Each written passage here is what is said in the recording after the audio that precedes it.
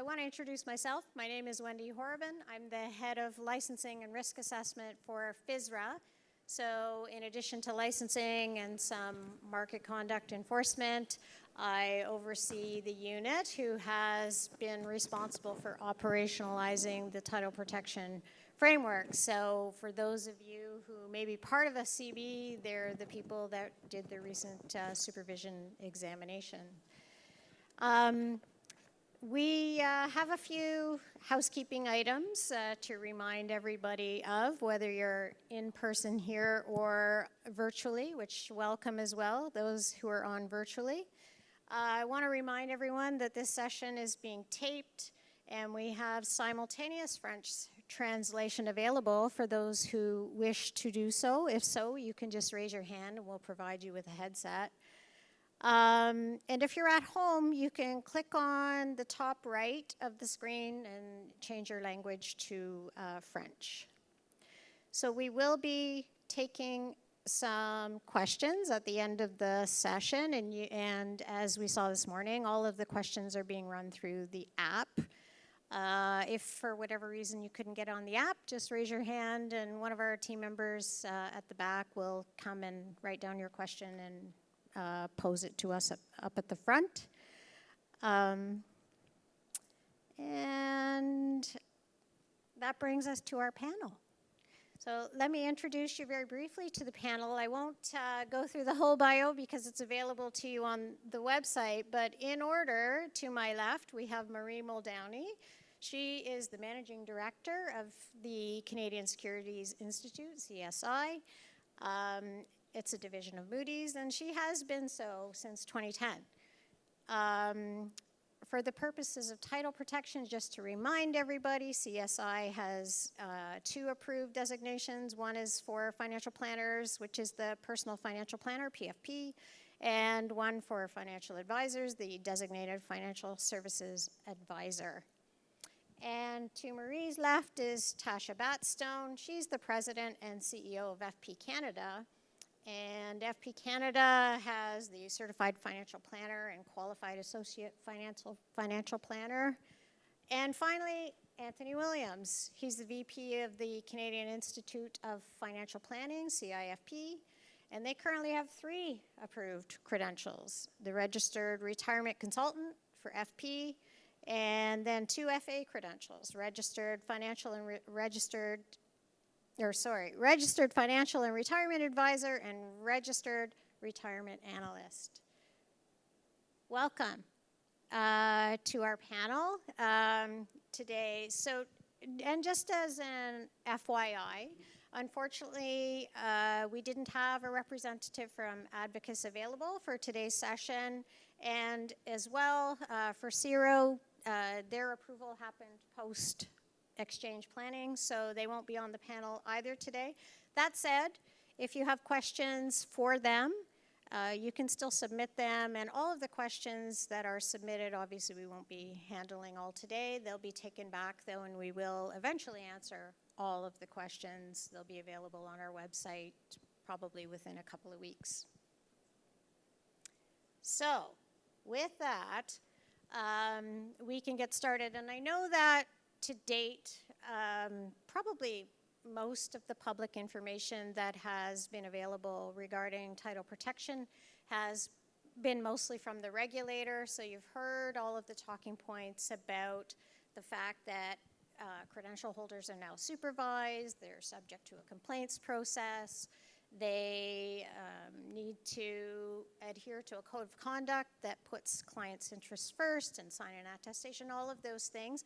But today is a chance to hear from the credentialing bodies themselves, which I'm very excited with. And I thought, Tasha, we would kick it off with you. So question number 1, it's actually a 2-parter. What do you see as the CB's role in supporting FSRA's mandate, particularly protecting the rights and interests of consumers? And then the second part of this question is, how does your organization support consumer and investor protection through its credentialing program? That's a lot. I think I could take the full hour and just talk about that. But So FP Canada is a public interest entity. We're a not-for-profit, and our focus 100% in everything that we do is around consumer protection and protection of the public.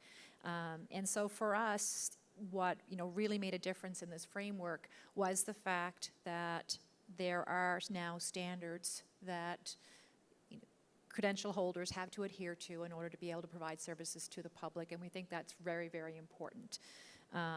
We've worked closely with FSRA through this process. For example, one of the things that we advocated for very strongly with FSRA was the best interest standard to be included into the legislation and into the rules. So from that perspective, we think it's really important, the work that's been happening, and we're happy to have participated. I think how we can continue to support the framework, you have to remember that the credentialing bodies are probably closest to the credential holders and to the customers that they serve in the Canadian, in the public. And so when it comes down to that, I think we have a role to help FSRA understand what's changing in the industry, what's changing with the consumer, what's happening out there, so that the framework can continue to evolve and it continue to stay relevant and continue to uphold that very important focus on the consumer and consumer protection. So that's sort of I think that's a really important role for the credentialing bodies to hold. With respect to our role and how we protect the consumer, I think it sort of sits upon three, I always call it a three-legged stool. We have to have very high certification standards. So our certification standards, for example, are reviewed annually. We have to look at them as terms of, we have to meet global standards because we are part of a global organization. And so we have that all built into our processes. We're constantly evolving them. Just recently we've released standards related to technology because we know how important technology is in terms of the changes that are going to be impacting the financial planning industry. The second leg in that stool has to do with professional standards, whether that, code of ethics, practice standards, standards of responsibility, professional responsibility, that all of our certificants are required to adhere to. And those standards have to be very robust. They have to be developed. You have to be very transparent with the standards. And that becomes really important, and we invest a lot of time and effort in setting standards both here in Canada, and we also contribute to the setting of those standards on a global basis.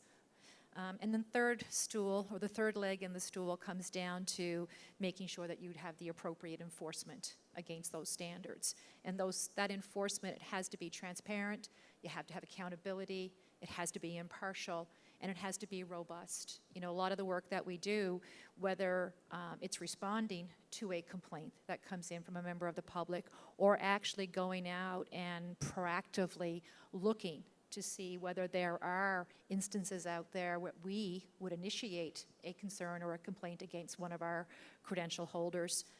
It's a very robust process. We do that, and then making sure, for example, that you have public representation on your panels, making sure that your decisions are made public, that the transparency is there.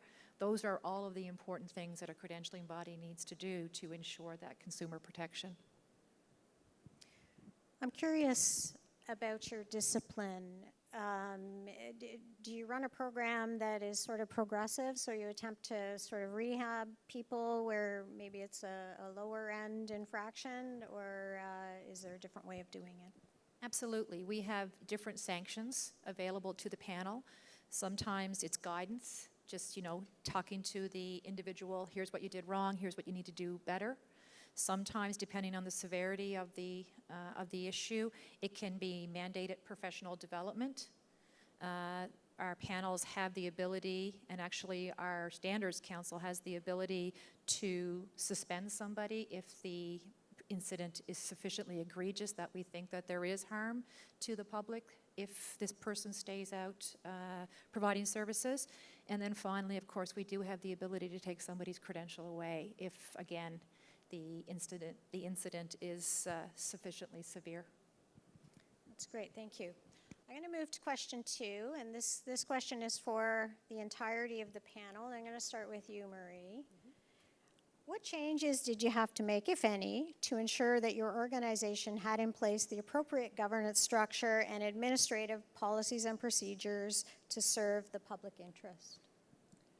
I'd say we didn't have that many changes to make.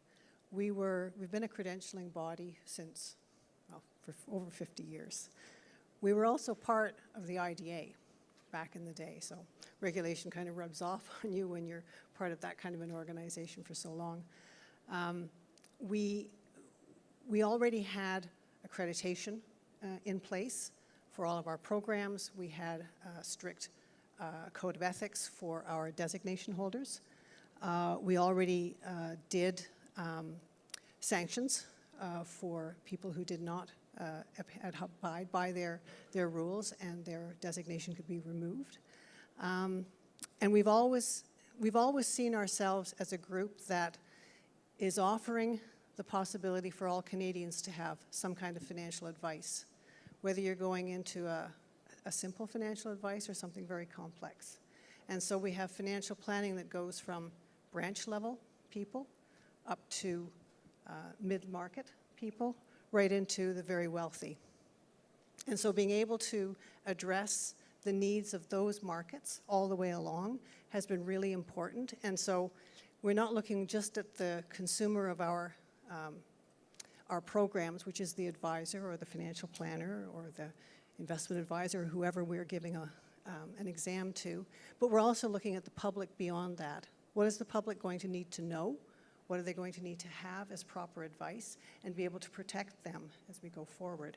And so I think being able to take people who come into our industry even at the very bottom level, and take them through their careers and be able to give them possibilities of increasing financial advisory services all the way up to the very wealth management level. So we've really put an emphasis on making sure that when we give somebody a designation, they are competent. And I think competence leads to confidence.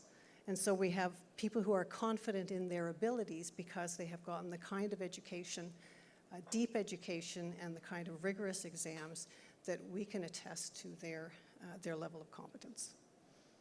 Talk to me about maybe the complaints process that you would have had to put in place. I could see formerly maybe you would receive a complaint from someone who took a course, a credential, and they weren't happy about something, but this is a little bit different now. Any changes that you had to make in that area? Well, we've always had a process in place for people to complain. So a consumer could complain to us. We do an investigation, or we look at what CIRO is doing, because very often in our industry, we have CIRO who is taking someone to task for the kinds of things they're doing. And if they are giving them a sanction, then we're looking at what do we do as a sanction against a holder who is holding a designation. And so we've kept that process, but we've also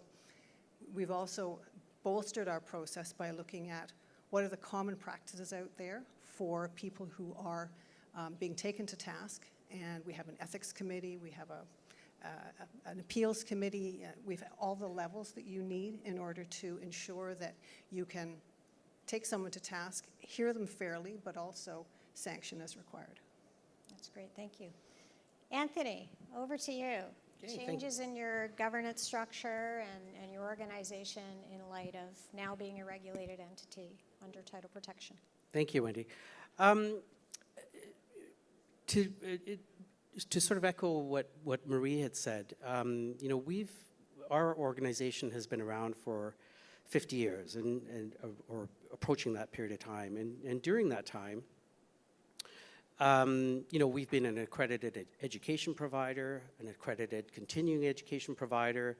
We've managed our own credentials over that period of time. So I'd like to think that we had some very robust processes and policies and procedures already in place, good governance structure, risk management, resource management. That being said, though, we also recognize that we're not perfect as an organization, and there is always room for improvement. And I think one of the benefits that we had, I call it a benefit now. When I was actually going through the process, I'm not sure it was a benefit, but one of the benefits of going through this credentialing body application was it gave our organization an opportunity for some introspection. Taking a look at the policies and procedures we have in place and have had in place, trying to identify some of our bad habits that have crept into the organization, and then really try to tighten up everything to make sure that, you know, we're, number one, more efficient. Number two, we are truly addressing the consumer protection mandate. And just tightening up the procedures and making sure that we've got sort of the best practices in place. So I think we went through that, and in particular, I think one of the things, the two areas that we really, I think it did some changes to and amendments were in the area of consumer protection, as well as in the professional ethics. I think you know, that's reflected in our course material, but it's, you know, our organization, we've got many fronts on which we operate in terms of, it's not just about providing courses, but we also do a lot of live in-person activities, conferences, workshops, that kind of stuff. And it's really reflected, I think, in our conferences and workshops where we have the consumer protection and professional ethics come to the fore. So I think it was a good opportunity in terms of, you know, sort of taking stock of where we are as an organization and where we want to be going forward, and in particular, further addressing the consumer protection and a public protection mandate. That's great, thank you. Tasha. I think I'm going to echo what my colleagues up here have said. You know, FP Canada has always had a public interest mandate. It's the core and the ethos of what we do. So for us, there wasn't any significant change having come under the auspices of the framework. We just continued to do business the way that we've always done business, and really, you know, with that heavy focus on the consumer and making sure that our certificants are acting in their best interest. Well, that's great. And of course, we have the luxury of having, you know, 3 organizations who have been around in each case for decades. So, I would have thought nothing else. Okay, this question is for Marie. Just as you pointed out, CSI has a long history of providing education for financial services, both nationally and internationally. How has your organization's culture shifted as a result of becoming an approved CB? I think that we've probably put more emphasis in our discourse around putting the client first. I would say it's always been there, right? We have a code of ethics that talks about putting the client first. We communicate that in our material. We very much look to the customer, and in fact, some of the ways in which we have developed our material has been to say, what will the customer ask for? So your material, what you're going to give to the advisor or the financial planner, has to reflect what the customer is going to need coming in. So very much that discovery process with the client. But I think we didn't say it enough, right? It was kind of there. And so I think in the last year, we've certainly put a lot more emphasis. We did a number of webinars where we put it out there and we put emphasis on it. And we made sure that people were thinking about that, putting the client's interest first, and not just being a financial planner and doing everything they're doing well, but really, really thinking about that client. So I would say that's, culturally, that's probably, it was there, but it wasn't apparent enough. And I think we've made it more apparent. And the feedback from that webinar you did, I think it was last November? Very positive. I mean, I think people understand that being able to do something that is a greater good. So if you're an advisor, I think many people enjoy the job of advisor or financial planner, not so much because they're smart or because they've got the competency or they've done all kinds of things, but rather they have that opportunity to help people with their finances. And it's kind of a noble, purposeful job to have. You're not just doing a job and making money for the company. You are making a difference in people's lives. And I think people see that through this put your customer first kind of thing. So the kinds of reactions we get to the webinars are really positive, because people feel like if they're joining this industry, they're joining something that is bigger than themselves and that they can make a contribution. That's great, thank you. This next question is for you, Anthony, and I'm going to preface this by saying, to the benefit of everyone in the room and also online listening in, that this past Friday, March 1st, FSRA launched their public registry for credential holders. It's called the Check Credentials Tool, or CCT, if you will. That's the new acronym for the day that you never knew that you needed. Kind of rolls off the tongue, though. That's worth $5, I'd say. So, Anthony, how do you think the registry is going to contribute to consumer awareness and protection? I think in a very meaningful way. So the public registry is a very easy one-stop tool that consumers can go to, or consumers can use, to check on the financial planner or the financial advisor they're currently working with or they're considering working with at some point down the road. And by using this tool, they can check to see if this financial planner, financial advisor is in good standing. Or in other words, they've met and continue to meet the requirements of their credential. And one very important aspect of that credential requirement is adhering to a code of conduct. So from that perspective, I think it's a very important consumer protection tool. It also offers a degree of comfort and a degree of and some peace of mind, I think, to the consumer in having access to this tool and seeing what the status is of their advisor or planner.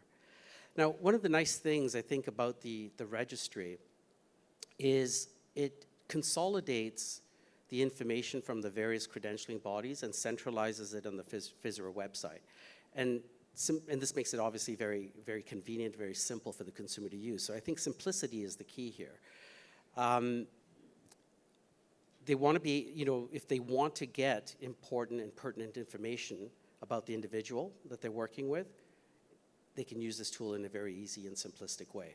And it takes away a lot of the sleuthing, the background work that an individual might have to do on their own by having it this way. So we often think about the public registry from the consumer's perspective, and obviously it is very important from that perspective, but I think it's worth also mentioning that the public registry has importance for the advisor and the planner themselves. Okay? Keep in mind, if you hold an approved credential, then your name will appear on this public registry. And that'll be in full view of the public, it'll be in full view of your clients, your firm, etc. So having your name on the registry, and then right beside it, hopefully, you've got a little tag that says in good standing, I think that builds instant credibility. Right? So that's a very positive thing for the advisor and the planner themselves. Now, on the flip side, I think the public registry and the fact that it is in full public view also means that it will give the advisor and the planner, I think, a greater incentive to make sure that they've got their stuff in order. Because you want to make sure that you're in good standing, and any other status beside your name obviously is not going to reflect in the most positive light. So for example, let's say you've got an individual who's neglected or forgotten or is late in renewing their annual dues, or perhaps they're late or haven't completed their continuing education requirements. Now, in the grand scheme of things, it may not be the biggest breaches necessarily, but nonetheless, it will impact the status that shows beside their name on the registry. Okay, so I think it's a very important thing in terms of getting planners and advisors to sort of make sure that they're sort of on top of their affairs. So in this sense, then, I think the public registry is a very effective consumer protection tool that FSRA's put in place, and I think it'll do a lot of good in that regard. Certainly different from what we've had in the previous regimes, where I think the consumer was sort of in a position where if they had an issue, they didn't really know where to go, where to start, and how to proceed. And I think now this tool is there. So the key from our perspective, I think, is about awareness, right? Now, as Wendy pointed out, this has just literally come out. It's just been launched in the last couple of days. But I think once, in an ideal world, if you get to the point where, let's say a consumer does have a concern about a financial advisor or a financial planner, and they can, the first connection that they make is to this public registry tool. They go to the FSRA website, they gather some basic information, then they can sort of figure out what they want to do in the next steps. If you can arrive at that stage, I think that would be a big win in terms of the use of the tool.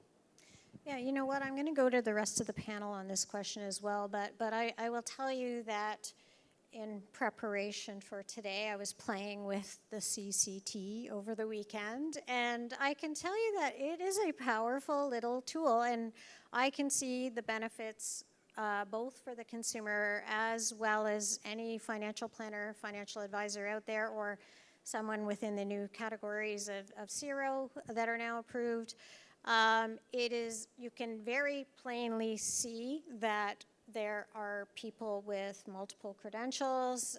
It certainly gives you an idea of what they do holistically, and it's super easy to use. And in fact, FSRA, we're going through digital transformation across our whole organization. We have registries for all of our sectors, but this one, I think, by far is honestly superior to our other ones. And we somehow did it in record time with the cooperation of all of the CBs, which really, I would say, above and beyond all of the other things that we've had to do together to operationalize this regime.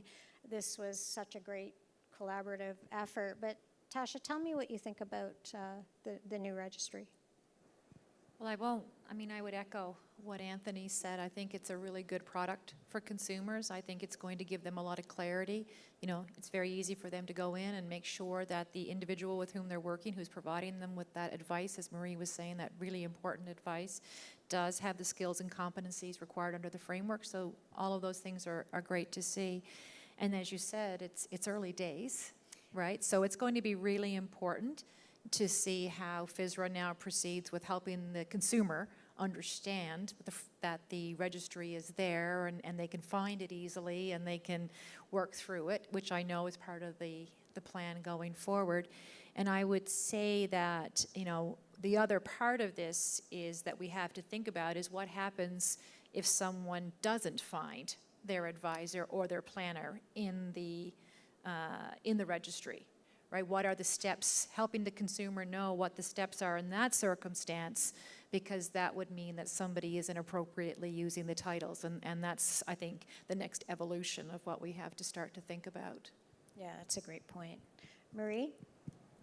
I think it's information, right? I think if somebody needs to find out what their financial planner is about and do they have the qualifications, they can look it up.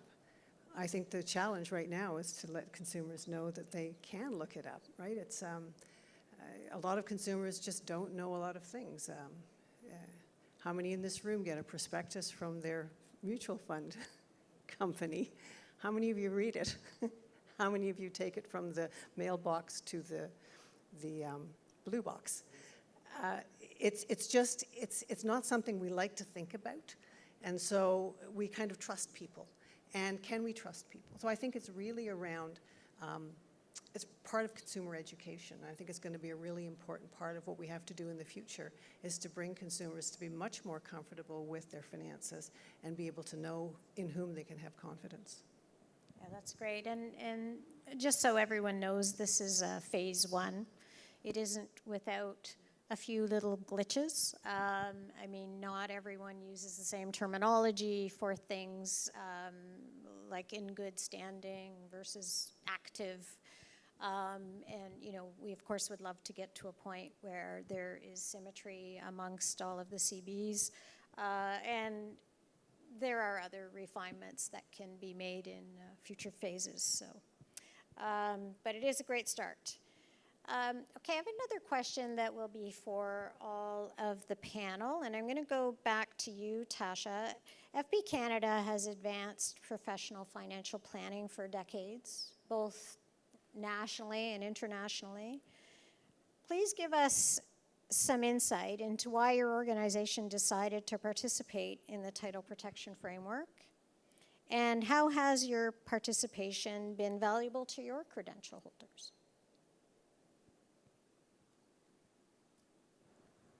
That's a great question, Wendy. I mean, we, I think, lobbied pretty actively for many, many years for the Title Protection Framework. You know, I always found it interesting that anybody could provide financial advice or financial planning services. And that's concerning when you think about the world that we find ourselves in today and how vulnerable people can be to advice that's not in their best interest.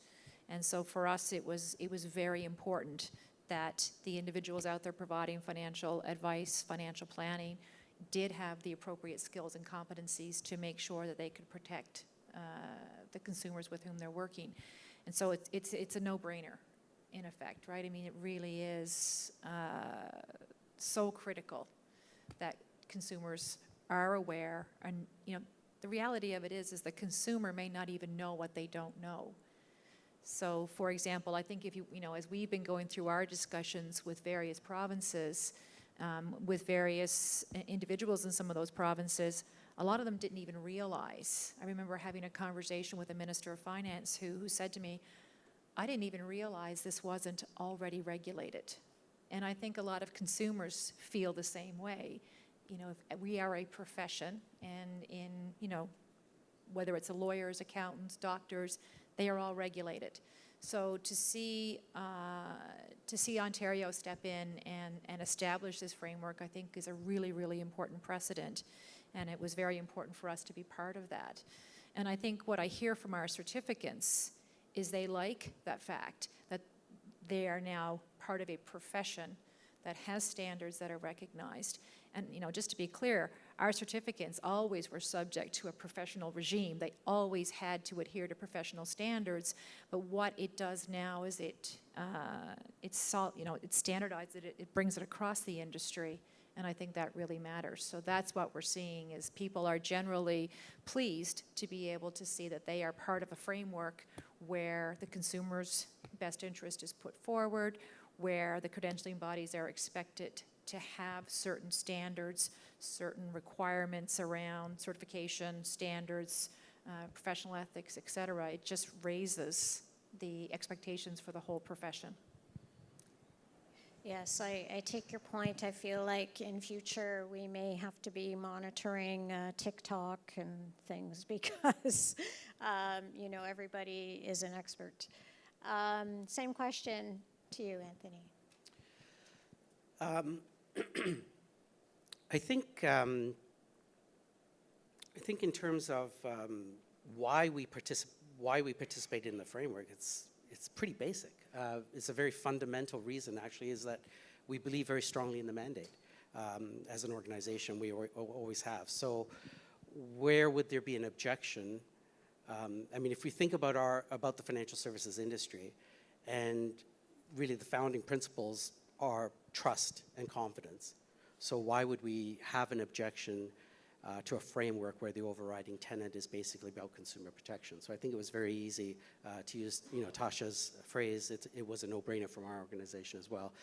I should add, you know, from a more practical level, I think when we, as an organization, sort of were surveying the landscape, and this is, you know, several years prior to the implementation of the actual title protection legislation, but in Ontario anyway. But when we were surveying the landscape, when we were talking to our corporate partners, when we were talking to our academic partners, the colleges and universities across the country, and we did our own analysis, I think we very quickly came to the understanding that if title protection legislation was going to be a reality, and particularly if it started to roll out outside of just Ontario's borders and rolled out across the country, as we imagine it will, then I think it became very clear from our standpoint as an education provider and as a credentialing body, that if we were to remain relevant in this new regime, then we had to participate in the framework. So there's a practical side as well, a business side as well that comes into play.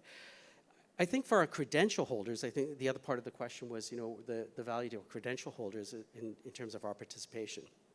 Again, very valuable. It's instant credibility. Our credential holders, if they are holding one of our designations, can have the confidence that they're holding a credential that has been vetted against various metrics, and at the end of the day has been approved by FSRA, the oversight body. And that has sort of a secondary benefit or a derivative benefit, if you like, because that then gives the credential holder the confidence when they're speaking to their clients. It gives the clients confidence and trust, which is what we've been, sort of talking about as being sort of paramount interest to everyone here.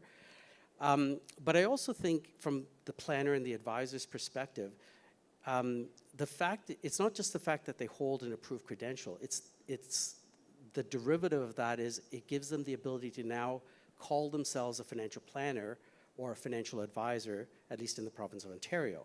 And what that means then is in terms of them building their practice, again, that's a very valuable platform from which to build their career and their longevity in the field. So multiple benefits, I think. That's great. Marie? So we've been offering financial planning since 1996. We started it because we could see that consumers were going to need advice on how to place their finances and how to manage their money. And so we set up a number of designations that were in keeping with the kind of career path, I mentioned this earlier, the kind of career path that people would have. If you're coming into a bank, you're starting with a mutual funds license. What are you going to do next? And the banks, we worked very closely with the banks to really align our program with the moves that someone would make in the industry. What do you do at the bottom level? When you promoted, you do something else, and so on. And so our courses were added into people's career paths, right up to financial planning. On the security side, again, you had licensing that you were required to do. We had added things like wealth management essentials.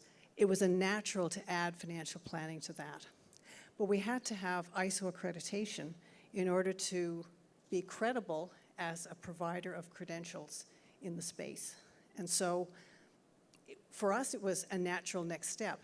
Here is a regulator coming in. We had already aligned with the Quebec requirements. We already had a program of 10 courses to meet the 450 hours in English and French to be able to allow people to become a financial planner in Quebec. Here, Ontario was now bringing in legislation.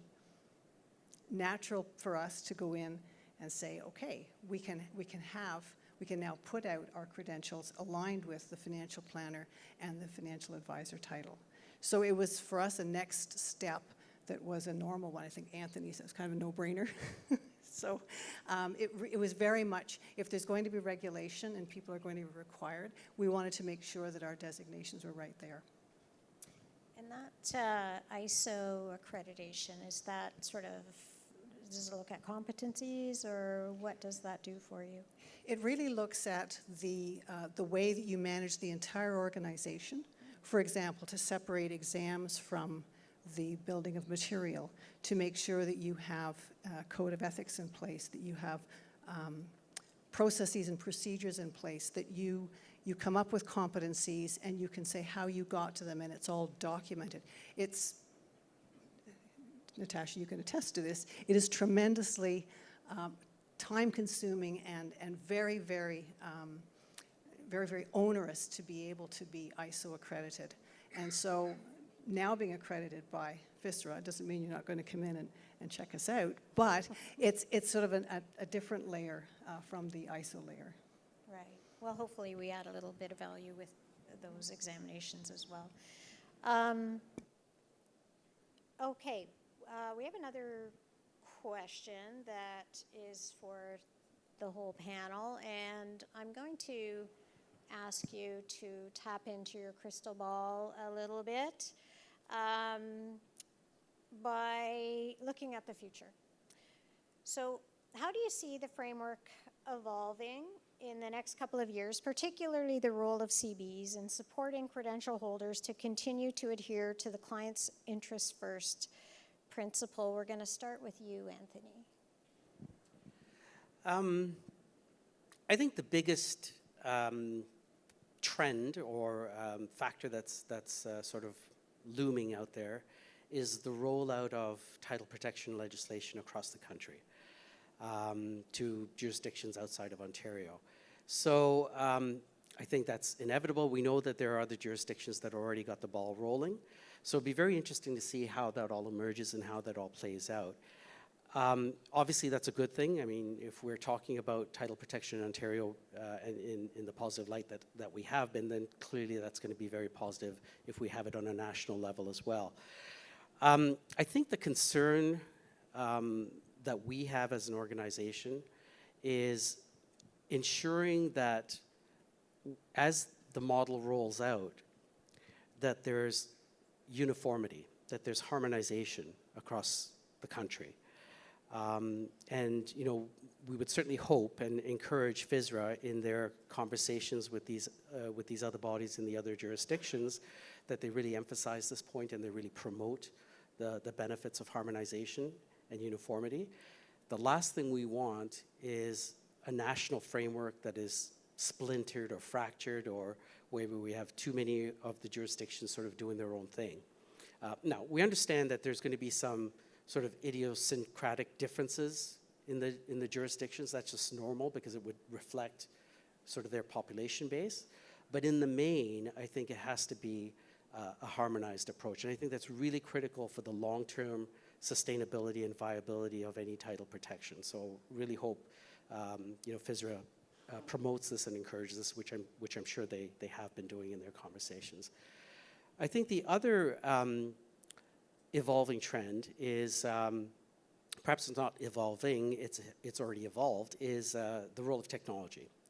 We know it's an ever-increasing role. You know, I was just thinking today about AI and this whole AI conversation. If it's moved so rapidly. I mean, if we think about a year ago or 2 years ago, it almost seemed like a bit of science fiction. We knew it was there and we knew it was, you know, coming. But it was always, the conversation was always, it's 5 years down the road, it's 10 years down the road. Fast forward in just like the short span of a year, and it's already here. It's already, you know, it's today's technology. So I think the evolving role of technology in the financial services industry, it's very clearly there. We can't put the lid back on it, even if you want to do that. Not that you do, but I'm just saying you can't put the lid on it. So how do we embrace it? And how do we manage it and regulate it in the positive use of that word, not an overbearing use of the word, but regulate it particularly from the standpoint of the use of technology and the ethical use of technology from the client's perspective.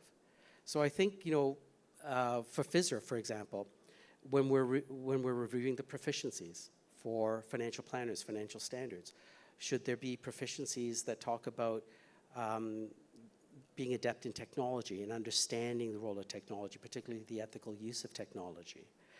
In fact, if you think about it, I mean, an argument could be made, you know, if there's so much emphasis on technical knowledge, but perhaps the shift should be on understanding the use of technology, more so than just on being able to sort of regurgitate facts about, you know, the Canada Pension Plan or the tax code or whatever it is, right? So I think the role of technology, I think, obviously would be a very important trend. So you see, I guess, maybe adding to the proficiency where, you know, applicable uses of AI in financial planning and financial advice? Absolutely. And I think, you know, look, we all know there are so many benefits that come from technology, but we have to be, particularly with AI, because we're in the early stages of it, various iterations, I think we really have to be cognizant of the ethical use of it and being very mindful of not misleading clients, and even for advisors and planners themselves to understand exactly what goes into the technology. You know, it's so easy to print out a report, but do they understand what the numbers represent in that report, and can they explain it to the client? It's a challenge even for many advisors and many planners. Absolutely. Marie, over to you. I think that over time, we have seen a real push on education in the financial services industry. And over time, our financial institutions, when we got into this, were already developing their people in terms of their competencies. So in a way, they were kind of ahead of the game. So I'm confident that even if we have differences, and we will have differences, we have differences right now. Quebec has a very different regime from Ontario. Saskatchewan is talking about a different regime, and New Brunswick is talking about something else. And then we've got 8 other provinces who haven't, or 7 other provinces that haven't declared anything yet. What I'm seeing, and this is what I think financial institutions will look to, is if we can't have harmonization, then what is the standard out there? And they will probably go to the highest standard because they want to have a national standard. And so, for example, when we got into financial planning, or at least the financial advisory service, financial planning was much more obvious. Financial advisory was a bit different, right? What is a financial advisor? But we already had our financial institutions taking courses to be able to develop the competencies of their individuals such that they could call themselves a financial advisor credibly. And so I'm heartened, especially when I visit other places around the world where the education coming from financial institutions is not such a strong culture as what we have here in Canada. I think between the regulation that will give us maybe variations on a theme, but we will probably come out to something over time. We're at the beginning of this process, right? Over time, I think things will sort themselves out and we'll come to a single standard. But, well, in Canada, that might not be possible because this is Canada. But that said, I'm confident that we'll come to some kind of a stage. It'll just take a little bit of time as each of the provinces sorts out what level they should be at and how to set those standards. So I'm more confident than not. So I have a question about your comment about, increasing the education standards for financial advisors and financial planners, but at the same time, we have a population where every study that I read indicates that financial literacy is quite low. Is there a risk of these two things having vastly divergent paths? It seems to me that even though you're very educated, you still have to connect with your client. And so if you can just comment on that. Yeah, I think it's very important. The ability to be able to understand the client's needs and not talk at them about products and services, not talk to them about your expertise, but rather listen. So I think one of the developments, and Anthony was talking about the future of technology, I think there's also a development in terms of soft skills, in terms of being able to talk to the client, in being able to listen, not talk about what you've got to offer, but rather understand really well the client. Part of that, putting your client first, is really around what have you heard? Where do you think your client is going? What are they going to need? And how can you accommodate those needs and show them how they can manage their finances and maybe explain to them that thing they get in the mail, right? Tell them to read page 10 and 12 and here's the essence of what you need to know. I think it's incumbent on us to really educate the client from the individual level into the government level, and then set a standard that I think people can be confident on. Yes, thank you. Tasha, we're going to end this one with you. So the future of the regime, and also I'd be interested in your thoughts on this hopefully not divergent path with professionals sort of not being in line with the needs of their client. Yeah, I was going to comment on the last question, and this sort of relates to it in terms of the future of the regime. I think I've been involved in professional regulation for 25 years, and I would say, in some very mature industries, and I would say that the lesson learned is that regulation is dynamic. It's not that you put a framework out and then you say, well, thank you very much, I'm done, and we'll just move on to the next thing. You have to actually spend the time sort of evolving the framework, looking at the best practices. You know, you're probably not going to get it perfect the first time out of the gate, and I think we've seen that, you know, some of the, I think FSRA has already started to recognize, you know, that there's probably some refinement needed to the framework. With respect to harmonization across the country, I think there are some interesting points being raised by other provinces that probably, you know, FSRA and the CBs need to reflect back on and say, does that make sense in Ontario? So I would say that, you know, I'm very much looking forward to the commitment that FSRA has made to do a bit of a review of the framework. You know, Anthony, I go back to your, you know, your discussion around technology.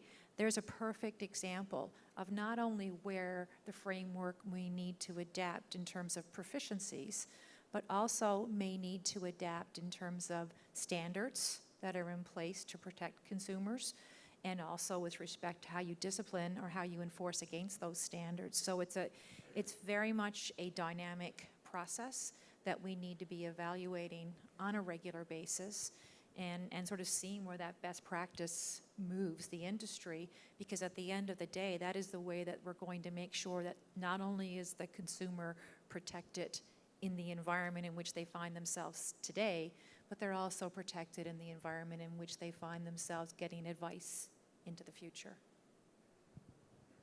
And I'm trying to go back to the second part of your question. Maybe you could repeat it. It's just about financial literacy, and, you know, the fact that advisors and planners keep knowing more, but, you know, there's a whole subset of people that they don't really keep up with financial literacy, and so it's just, you know, how they would keep that connection with their client. I think it comes down to providing their clients with information, taking the time. Marie, you spoke about sort of those human skills, and taking the time through that process to explain what their options are. You know, planning is such a goals-based approach. So the job of the planner is really to understand the client, what's important to them, what do they need, and then helping them understand the options that they have available to them to get there. And that means taking the time to explain what their options are, explain what their choices are, and to give them that very clear coaching of how to get there. It's not just about the plan or the advice. It's also about taking them along on the journey and helping them achieve their goals at the end of the day. And I think that is where really, when you look at financial planning, it's all about goals and achieving those goals and being that coach and that partner to your client to help them achieve what's really important to them. So it's a very personal relationship. It's really important. You know, Marie, you spoke about trust and confidence. You can't build that relationship without trust and confidence. And then they trust you to take the advice that you're providing and trying to implement it, and helping them understand what it all means, and what, not necessarily just the technical, but what it means to them. And why is it important to them? There's lots of financial literacy programs out there. And honestly, a lot of, you know, the unfortunate thing is people have lots of opportunities to learn financial literacy, but it's not making a difference in terms of what we're seeing in the average client. And I think what gets lost sometimes is if somebody is going to learn something, it has to be because it matters to them. And that's the role of the planner, I think, is to really make sure that the advice that you're giving is relevant to the individual and it's in their best interest. Well, that's great. Thank you. Well, that is actually the end of our questions for the panel. I want to thank our expert panel here today. That was amazing, and we should have lots of time for questions. So, Kirabel, if you have any questions, we're ready. All right. This question is, can each speaker describe their respective organization's complaint handling process? How about we'll start on the end there with you, Anthony. Sure. So I think we have a very robust complaint handling process. And I guess from our perspective, we can have complaints that can sort of be initiated in two ways. One could be a complaint that's initiated by the public, and then another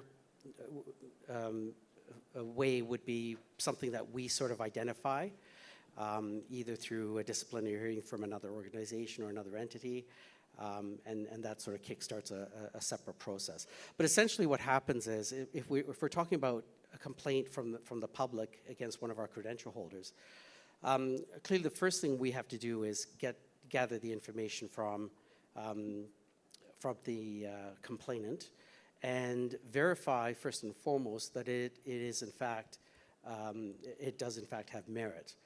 Just a case in point, just probably last week we had a complaint come in, and it was about investment returns and sort of not keeping up with the market. Clearly that has nothing to do with all of the factors considered in the case, had nothing to do with anything that the advisor had done incorrectly. So it's first of all establishing whether there is merit to this complaint. Once that's established, then obviously we open a file.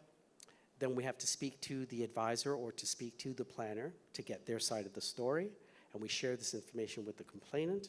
And then it's really then about the investigative process that sort of kicks in at that point. And our initial conduct committee will look at it, and if they can rule on it, there are various sanctions that they can implement.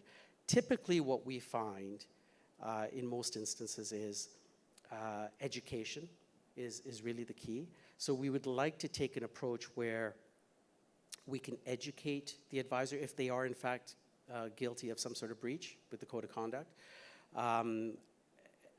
Rather than, because oftentimes what we do find is that the breach is because of a misunderstanding or an oversight or something along those lines. Nothing that was sort of malicious intent. And if that is the case, then we often find that education can be a very, very valuable tool. And obviously, we're mindful of them not repeating that breach, but usually that works. If it's something of a more serious nature, then obviously we'd have to look at other sanctions. It could be to the extreme, I guess, revoking the credential from that individual. Now, in the more serious cases, the case would be then transferred over to the hearing panel from the conduct committee, and then the hearing panel would be a panel where we would have the advisor or the planner. We would speak to them directly, virtually or directly, gather the facts, make a ruling, and again, a variety of sanctions could take place from there, including, I guess, worst case scenario, an outright revocation of the credential and a future ban from ever getting the credential again. So I skipped a lot of steps just in the interest of time, but that's sort of the synopsis of our complaint handling process. Thank you. Tasha. Okay, I'm going to say this, and I've got three staff from my complaints, my standards council in the room, so I'm going to try to make sure I get this right. So the first thing is, how do we manage a complaint when it comes in? So we would take two approaches very similar to what Anthony said. Obviously, we have mechanisms whereby we make consumers aware on both our website and our consumer site where they can make a complaint. Or we also are very proactive in reaching out. We have mutual sort of memorandums of understanding with other regulators whereby we will share information around complaints, and we are actively seeking out the work that happens across the regulatory community to make sure that there are not other complaints that we're just not aware of. Once a complaint comes in, we have a team of investigators, and the team of investigators will then look into the complaint, make sure, first of all, it relates to our professional standards. So we have an code of ethics, we have standards of professional responsibility, we have practice standards, and we have what we call a fitness standard. So they're first looking to see how does that complaint apply against these standards, and where are the actions that we need to look at enforcement activity.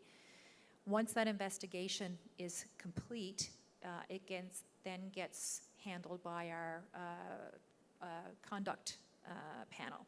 And our conduct panel will sit back and they will say, okay, is this something that's egregious? Is this something that needs to go on to a disciplinary panel? Or is this something that we feel needs to be handled through an advisement? Or possibly they could say, you know what, this is not anything that we need to be concerned about. You know, to your point, it could be something that really had, where the planner had done anything wrong. And so there's 3 actions there. If something is deemed to be sufficiently egregious, then it will go on to our hearing panel. Our hearing panel is a roster, and so we will generally pick 3 people from that roster. Typically, they are all members of the public, and they will hear, and often they're lawyers who will volunteer and work with us, and they will then hear the matter and make a decision. And as I said before, there are various sanctions that they can apply based on that decision. I would say that the other part of our process is our conduct review panel is actually got public representation on it as well. So we try to make sure that we have public representation throughout the process. And then all of our decisions are public. So everything that happens through the process becomes public. When there's a hearing, it's public. When there is a decision, it's public. And so somebody can go on our website and see, it's very transparent in terms of the entire process. And the other thing I wanted to add is what the team does a very, very good job of is they have sort of standards around how long it should take to get back to a complainant at various parts in the process. One of the worst things that can happen, I think, is somebody makes a complaint and it's 3 years later before they actually find out what happened as a result of their complaint. So we have timelines that we try to adhere to. And we also report annually. We put out a Standards Council report annually that sort of highlights all the work that we've been doing around the enforcement and the standard setting process. So it's very transparent, very open, and very much designed so as the public can see the work that we're doing. That's great, thank you, and lots of call-outs for the team today, guys. Way to go. Marie. Yeah, without sounding like an echo, we have similar processes. I think the most important starting point is what is the complaint, and how should it be handled, and is it something that we can handle, right? Is it something where we can eventually take the person's title away? And so we will look at each complaint and then determine how it should be handled. We have a complaints process. Complaints board. We have someone who's external who oversees it, so it's not us. It's a sort of third party, someone who knows the area very well and who can make a judgment on the way we should process. And then we go through the processes similar to the functions described by Tasha and Anthony, to be able to say, okay, what are we going to do with this person? And ultimately, do we take the designation away? We also look at what are the other bodies doing? So is this person also under investigation by somebody else? Has this person complained to the FSRA? Have they complained to CIRO? Have they complained to FP Canada or to Anthony's group? And because we kind of have to work in concert. If we have someone who's not acting properly, but they also have another designation, we need to make sure that we're acting kind of in concert. And so we try to make sure that we're at least working together so that we aren't working at cross purposes, or 2 of us are investigating this thing because a client has gone from one to the other, and we're all working on something when we should be working on it together to make sure that we have a proper process in place. That's really good to hear, because I think it's one of the things we worry about is that a bad actor out there is just, jumping ship from one CB to another. So I'm really glad to hear that that's going on. Okay, we have another question, and this one is, what steps can we take to improve financial literacy through secondary and tertiary education levels? Marie, do you want to start with that one? Yeah, there's a lot to do. It probably starts when children are very young and they need to understand the basics of finances, which is something we didn't do back in the day. Certainly I didn't have anything like that. I think it starts in high school or even in primary school. And it's developing a comfort with your financial situation, even if it's a very simple one, and then bringing that culture to them so it's part of what they think about and not something that's like, don't think about that, or don't understand budgeting, or don't understand if I've got a part-time job, what can I do, how should I manage my money? And so bring that mentality of managing money into people very young and then develop that over time. I think also there are lots of sort of consumer type programs that are out there for financial literacy that we need to encourage people to take, but it's really hard because if you don't have a culture of looking at your finances, or you sort of take that prospectus and move it to the blue box, you haven't really developed any kind of knowledge of your financials or what your financial products are doing for you. So it's a huge job, I think. Even having a consumer understand the difference between a financial advisor and a financial planner, I'm sure lots of people have no idea what the difference is. And so the education piece is going to be really important. The fact that the FSRA is stepping in to do education, I think will be really important. I'll leave it at that. Absolutely. Tasha? I think, you know, to improve financial literacy, you really have to look at two things. You have to look at the modality about how you deliver it, because that delivery is not the same to every group that you're working with. If you're trying to provide financial literacy for a high school student or for somebody in primary, going in and talking about money is, you know, not going to be of interest to them. So you've got to you've got to be a little bit more creative in how you involve gamification. You've got to get them engaged. You've got to get them involved in that manner. And I think that becomes really important. And then the second thing I think you have to realize is not all financial literacy is equal, that there are different groups that are facing different challenges, and you've got to address that diversity in the types of programming that you're providing. So although we're talking about secondary and tertiary education levels, I would say, you know, one of the things that we're doing is we have financial literacy education that we're starting to deliver through our Canadian Foundation for Financial Planning.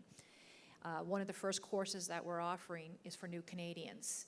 And one of the things that we're doing in those courses is, for example, providing offerings in Farsi and in Hindi, and the languages that the new Canadians are speaking, so as they can actually benefit from the knowledge that they're gaining.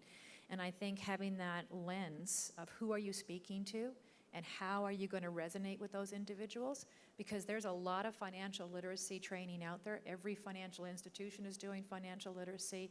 There are a number of not-for-profits doing financial literacy. But I think the key is to try to get that approach whereby people are actually going to be able to understand it, and it's going to be meaningful to their particular circumstances. That's great, thank you.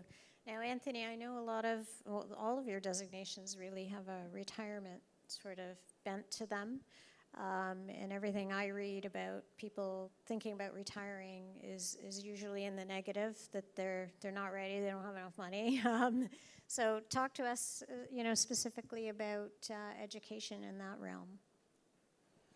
Well, I think the focus of our curriculum and some of our designation on retirement is simply because so much of the financial planning conversation that individuals have, what's top of mind is, am I going to be able to retire? And if so, what level of lifestyle can I maintain my current lifestyle? It's such a dominating theme in all conversations with financial planning. So I think that's sort of the angle that we looked at it. But we want to make sure that when we're talking about retirement, sort of to Tasha's point, in terms of the mode that it's delivered in, and it's an appropriate discussion for the recipient of this information. Okay, so for example, back in the day with your designation, Tasha, with the CFP designation, when you used to have the capstone course requirement, we used to have, there used to be a requirement where students would submit a financial plan based on a mock case study. Right? And oftentimes it had to deal with retirement. Not always, but sometimes. So we would get advisors and planners and bless them for the time and the effort that they put into this. They would sometimes come in and produce a 100-page document, 120-page document with all kinds of calculations and projections for an individual that's 25 years old, that's just finished university and just started their just entering into the workforce. And could you imagine, I would often say to the student when I'm reviewing their plan, I would say, could you imagine if you drop this tome in front of this individual with 125 pages, are they likely to be overwhelmed and push that document away? Or do you think that they're going to embrace that document?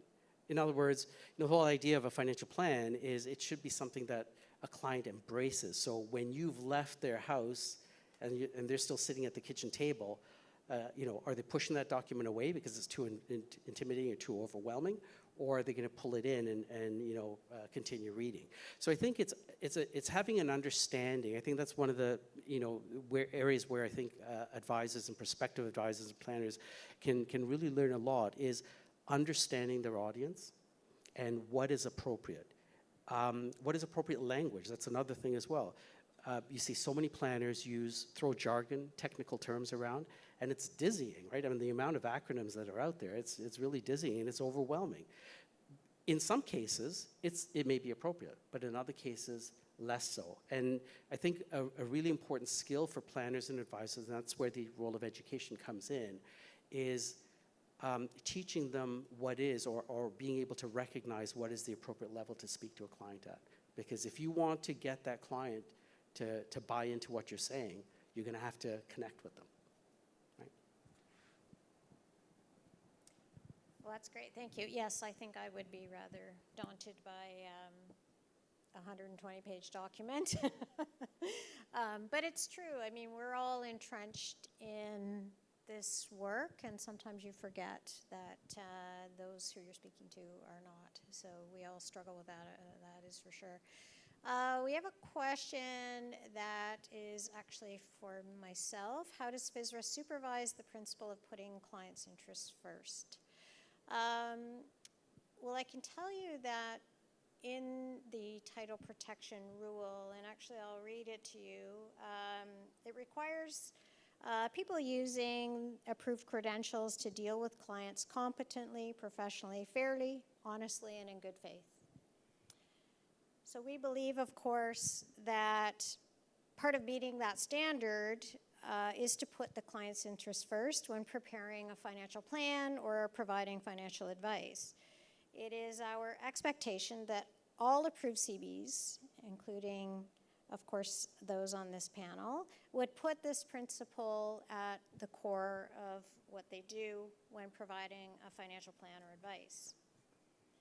So some of the key metrics that we would use, and we did this most recently with the examination, the first examination that took place of our approved CBs, was we would ensure that the CBs hold their credential holders accountable for a code of conduct that includes putting the client's interests first. And not only that, they would have to attest yearly to the fact that they're doing so. And not only would they attest, but they would have a metric that they run to ensure that everybody's actually doing it. So they're fleshing out those that maybe forgot to check the box and finding out why. We would also ensure, we talked about CSI's webinar, that they are actively communicating this principle to their credential holders. So whether it is having seminars, webinars, it's in your CE programs, but it is at the forefront of just continuous learning for credential holders. And then finally, you're verifying through consumers that they feel satisfied with the work that has been done. So I think this will remain a principle of title protection. It's at the core of consumer protection, and I think really at the root of it, it is that, sometimes, and this has been, I think, the criticism of late, that there's just a sales process going on here, not with planning, but with advice, and that is obviously what we don't want to see. So it will remain a principle of title protection. It does look like maybe we have time for one more question. Oh, is FSRA going to increase the minimum standard for financial advisor title use similar to what Saskatchewan is proposing?